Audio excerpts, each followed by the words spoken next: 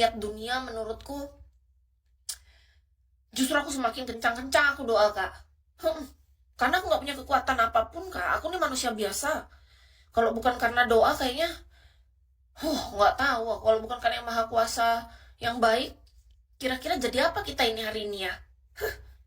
Nggak tahu aku. Nggak jadi apa-apa aku rasa. Nggak sanggup aku membayangkannya, Kak, kalau aku hidup sendiri tanpa kekuatan dari yang maha kuasa.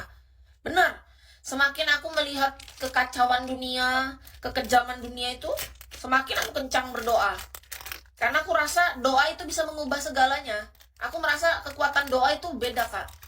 Ketika aku membawa segala sesuatunya dalam doa, pasti ada jawabannya. Itu pasti, Kak, cepat atau lambat. Aku udah merasa soalnya. Makanya dari situ aku bilang, aku nggak bisa mengandalkan diriku sendiri nih. Diriku ini lemah kali nih. Takut. Setelah aku tuh udah lihat dunia luar itu,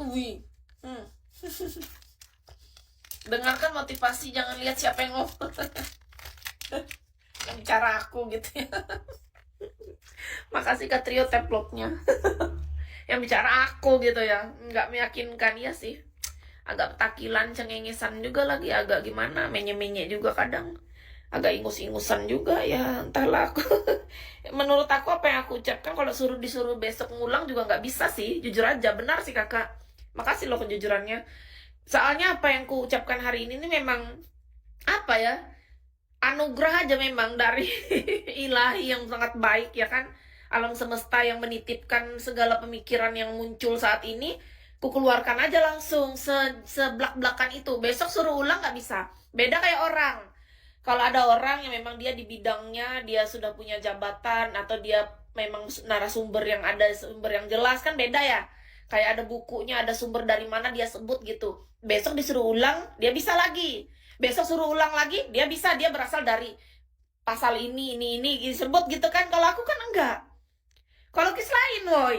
Aku apa yang kuucapkan itu memang muncul sendiri, suruh kayak masuk, iya spontan. Kayak surut masuk ke otakku, ke puter-puter gitu, keluar dari mulutku. Apa yang ada dalam hatiku keluar dari mulutku.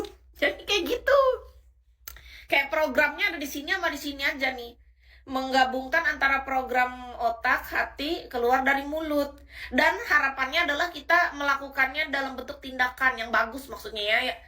Kita filter sesuatu yang nampaknya dari sini ucapan, terus ada yang baik yang bisa kita terapkan, lakukan terus menerus.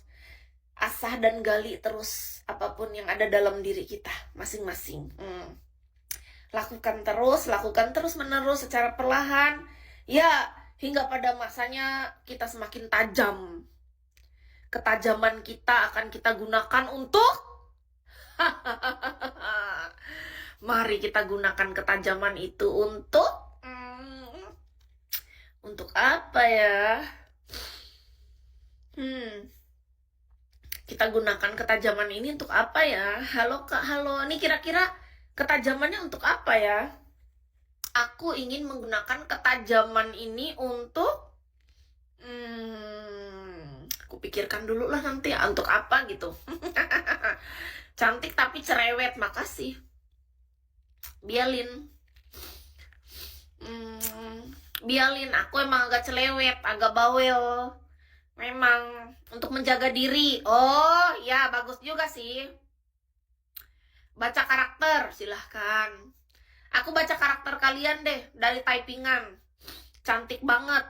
Nah, yang namanya Kak Irvanus ini karakternya, dia adalah seseorang yang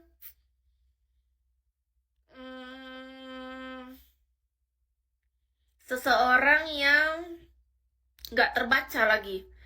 Berpikir, nih yang Kak Padin nih tipe orang yang overthinking. Terus yang cek DP24 ini adalah tipe orang yang ekspresif. Nah, terus yang ini Kak Kurnia Andi ini, berbahagialah orang yang takut akan Tuhan, kata dia adalah tipe orang yang cukup sensitif hatinya, jadi harus lebih hati-hati kalau sama kakak itu. Karena dia orangnya biasanya kalau udah sayang banget. Terus yang kalau typing dulu apa. Yang Kak Vicky nih ya, kalau aku agak mucil, Kak Vicky. Agak mucil dia.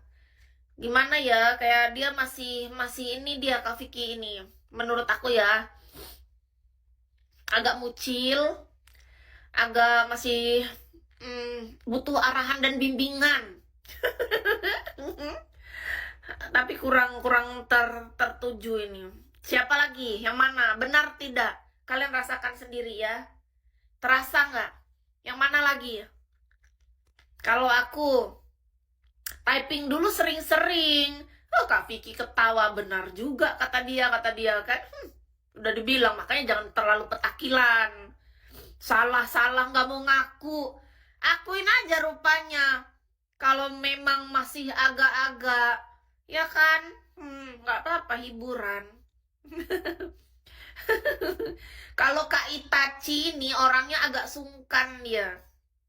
Menurut Kis, dia tipe-tipe yang apa ya, mikir dulu. Nah, kalau misalnya ini nanti dia masuk saat yang tepat, sabar gitu. Lihat-lihatlah dulu sikon. Udahlah, nggak usah lah dulu gitu. Kalau yang Kak Itachi itu bener, sensitif itu juga suatu masalah. Nah, kalau aku semua aja tidak benar ya kan. Ini nggak bisa 100% benar, tapi adalah beberapanya masuk. Karena menurut Kis pribadi ini nggak bisa fokus orangnya, soalnya lebih dari satu. Kalau aku berduaan sama orang, aku bisa iniin energiku nih langsung.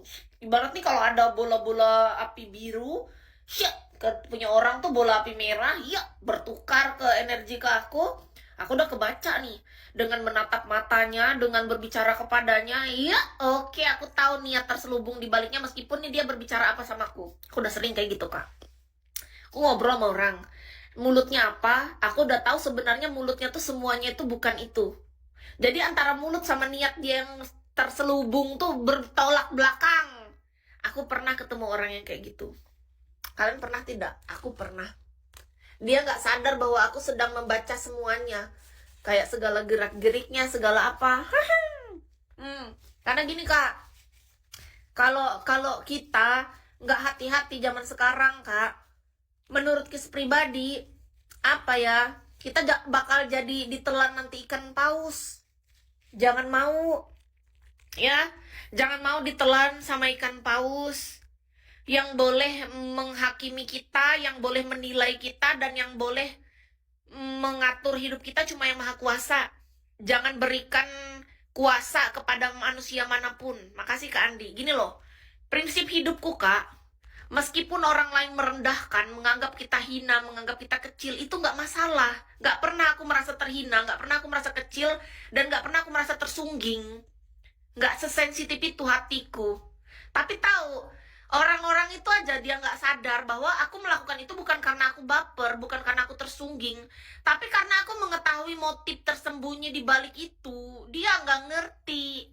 Karena aku nggak mungkin kasih tahu sama orang. Nggak mungkin kita gini ya, ketemu sama orang, kita tahu motif tersembunyi dia, masa kita ngomong nggak sopan. Alah, lu bohong lu. Gua tahu niat lu yang sebenarnya lu. Lu pikir gua bego. Masa kita kayak gitu sama orang? Enggak. Kita masih punya rasa hormat, bahkan mohon maaf ya, rasa menghargai, rasa hormat yang kita miliki itu bukan cuma kepada orang yang punya jabatan tinggi atau orang baik. Enggak. Untuk orang yang jabatan rendah di bawah kita sekalipun, menurut kita misalnya penghasilan kecil, atau mungkin menurut orang pada umumnya itu nggak baik, atau dia adalah orang yang buruk banget kelakuannya, kita tetap sebagai manusia tuh tetap memanusiakan manusia yang lain. Menurut Kis itu prinsip. Jadi kita nggak boleh sembarangan langsung bilang, lo gini, gua kagak percaya. Nggak boleh. Artinya apa? Kalau kita